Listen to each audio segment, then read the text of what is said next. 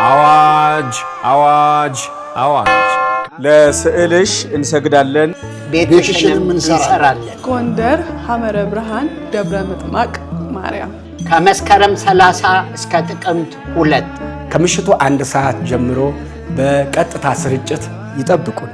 ከ44ቱ የጎንደር አድባራትና ገዳማት አንዷ ናት። በፍጻሜ መንግስት በአጼ ተክለ ጊዮርጊስ ዘመነ መንግስት በ1776 ተተከለች።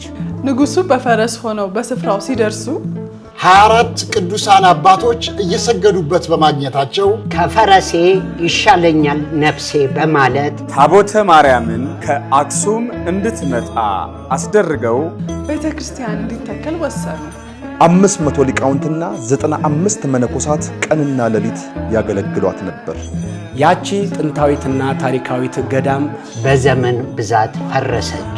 አሁን ጊዜው ደርሶ ልጆቼ ኑ ስሩልኝ እያለች ነው። እኛም ለስዕልሽ እንሰግዳለን፣ ቤትሽንም እንሰራለን ብለን ከመስከረም 30 እስከ ጥቅምት 2 ጎንደር ለ3 ቀናት ልንከትም ነው።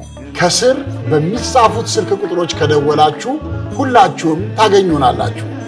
ኑ አብረን እንደር። ከሊቃውንቱና ከነገስታቱ ሀገር ደብረ ምጥማቅ ጎንደር። ለስዕልሽ እንሰግዳለን፣ ቤትሽንም እንሰራለን።